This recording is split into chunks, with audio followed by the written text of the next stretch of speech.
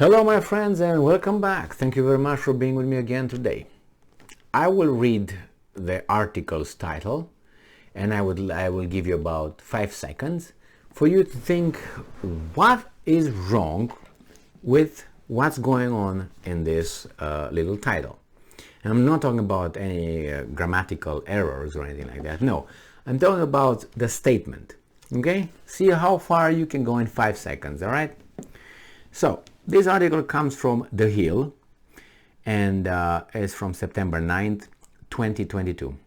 Blinken, which is the Secretary of State of the United States of America, Blinken warns Europe against getting bullied by Putin over energy.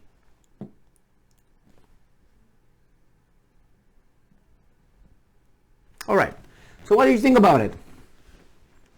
If you think that he cares for Europe, I don't think that's the route I would take. But yeah, you can take that route and say, yeah, he actually thinks about Europe. Now, let's read the article a little bit and find out what they say about it.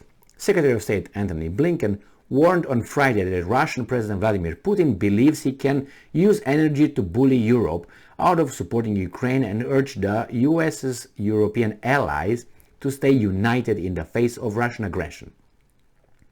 Blinken said at a NATO press conference in Brussels that Putin has weaponized energy against European countries, standing up to his aggression, raising the costs on families, on businesses, on entire nations. Putin did that.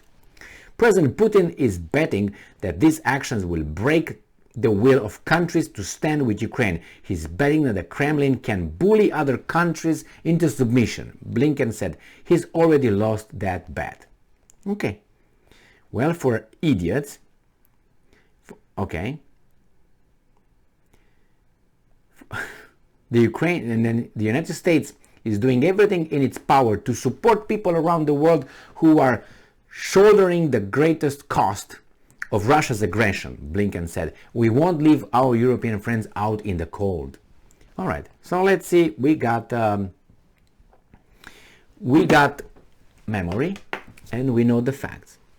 And we know that Russia did not willy-nilly decide to create the energy crisis, did it? And if you say yes, I would ask how. And then if you said yes, you probably will say because it started the war.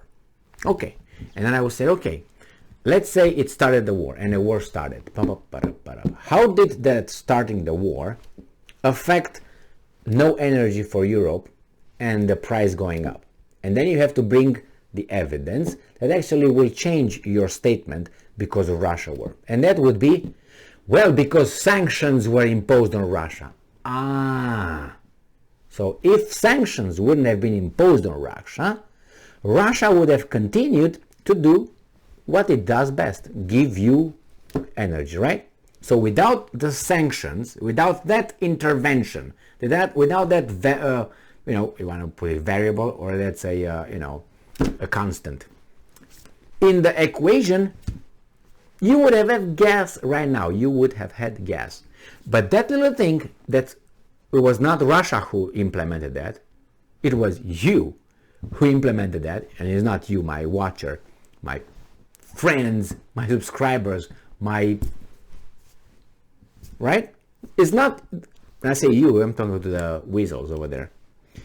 Those guys created the problem by inserting that in. It's like you say, well, you got a flat tire because you drove a car. Really? It's not because it was a nail over there? It's not a nail's fault? Maybe? Or maybe it's my fault because I didn't see the nail? That could be it. So anyway, without the nail would be no flat tire. You would be driving your car. The same here. Without the sanctions, you would have gotten oil and gas and anything that Russia would have given. So it was the sanctions. So when this weasel, this tard, says that warns Europe against getting bullied by Putin over energy, he should say like this: I bullied you into imposing sanctions and hurting yourself. That's the way the ball went around. You know, like those, I can't remember how you call that game when you started and you play around with those little flip-flop things and the ball gets good. Let's follow it. We started. How did we start it? Someone released the ball, which is you gotta impose sanctions on the circumstances that were independent of you. You were outside. You could have just kept watching the movie, drink your beer, and whatever you do best, and those guys would have had over there, you had electricity, you had everything. But no, you said, someone said, you gotta impose sanctions on those guys. Okay, so who's that someone? That's exactly the guy who represents that someone, who told you to hurt yourself, and now says, hey, don't let that guy react to your actions. You impose sanctions on his country, his life on his people. You. And now you did not want him to do anything to you. You just wanted him to be like anybody else that you impose sanctions up till now. Just, okay, take it without punching you back. Guess what? This is Russia. It's not Saddam and Iraq or Libya or Afghanistan, where, by the way, you came back with nothing after billions of dollars your friends got and we lost, invested over there for nothing. So here it is. So this weasel tell you guys that impose sanctions, you impose sanctions. He said, okay, we're gonna turn it off, and I tell you, don't let yourself be bullied by the bad guy, because he's just weaponizing the energy. Yeah, he's the one, staying behind you. No, it was you. You pressured me, and I'm a weasel, I'm a sellout, and I imposed sanctions on that because you told me so. I didn't care about my people. And now you tell me that you will not let me in the cold. So guess who's coming to save me? The one who pushed me in the circumstances I am right now. And that guy reacted, defending himself from my actions, that I was watching my movie and everything was happening over there. No, I interacted because he told me. And now after I get punched in the face, he said, don't worry, I'm gonna come and help you. After he created the whole thing, he was the one with the ball. Bang, boom, he started the whole thing. Not that, there was a between Ukraine and Russia. It was not the United States, it was not Europe, no Lithuania, no Poland, no nothing. And there you have it. So this guy tells you that. Do you think that those guys over there, they don't know that? They do know that. Each and every leader on this planet knows that.